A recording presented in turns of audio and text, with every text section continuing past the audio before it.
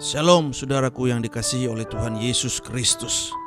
Berita pengharapan bagi kita orang-orang yang percaya kepada Tuhan pagi ini adalah bersukacita dalam penderitaan. Mazmur 57 ayat yang ke-11 demikian bunyi firman Tuhan. Sebab kasih setiamu besar sampai ke langit dan kebenaranmu sampai ke awan-awan. Ketika kita berada dalam kesulitan dan pergumulan yang berat, biasanya reaksi spontan kita adalah mengeluh dan putus asa. Bahkan sering pula kita menjadi marah kepada Tuhan.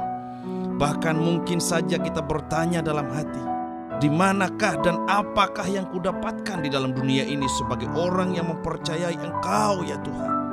Di manakah Engkau Tuhan? Mengapa tidak mempedulikan aku di tengah penderitaan yang kuhadapi ini? Untuk apa lagi aku mempercayai Engkau Tuhan? Sebab yang kudapatkan hanyalah kesakitan dan kepahitan hidup. Ungkapan-ungkapan seperti itu tidak kita temukan di dalam diri Daud. Mazmur ini ditulis ketika Daud sedang lari dari Saul dan harus bersembunyi dalam gua. Saul iri melihat kesuksesan Daud dan ia ingin membunuh Daud. Itulah dikatakan oleh 1 Samuel pasal yang ke-22 ayat yang pertama dan pasal yang ke-24 ayat yang ketiga. Dalam keadaan yang terjepit, Daud berseru kepada Allah.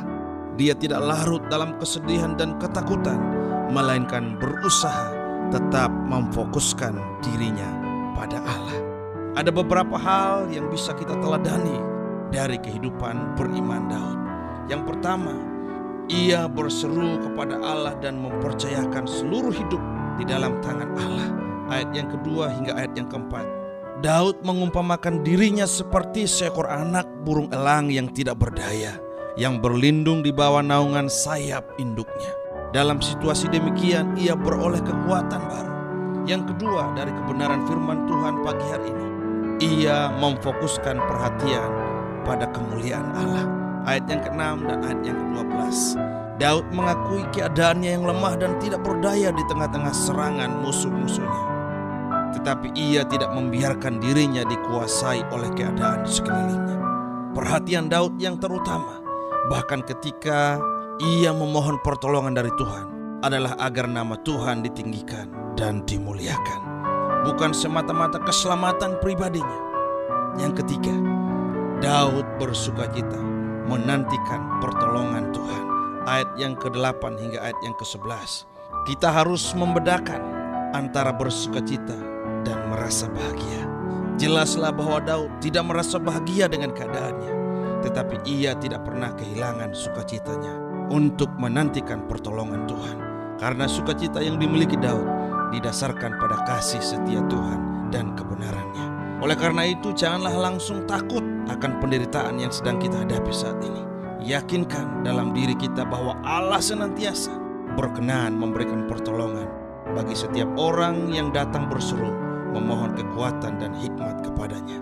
Biarlah setiap persoalan yang ada menjadi kendaraan bagi kita untuk senantiasa berjumpa dengan Tuhan melalui doa-doa yang selalu kita panjatkan. Amin. Mari kita sejenak berdoa. Ya Bapa di dalam surga, kami bersyukur untuk kasih setiamu hari ini. Terima kasih untuk berkat-Mu hari ini. Terima kasih untuk setiap persoalan yang sedang dihadapi saat ini. Berikanlah kami kekuatan agar kami mampu bersukacita di tengah-tengah terpaan penderitaan di dunia ini. Berikanlah hikmat kepada kami agar kami percaya bahwa kasih setia Tuhan selalu menyertai kehidupan kami di dunia ini. Itulah pengharapan kami ketika kami terus melangkah menapaki hari-hari hidup yang Engkau berikan. Buatlah berhasil dan beruntung apa yang dikerjakan tangan kami sepanjang hari ini. Dan jadikan kami saluran berkat-Mu dimanapun kami berada. Dalam nama Tuhan Yesus Kristus kami berdoa kepada Bapa di surga.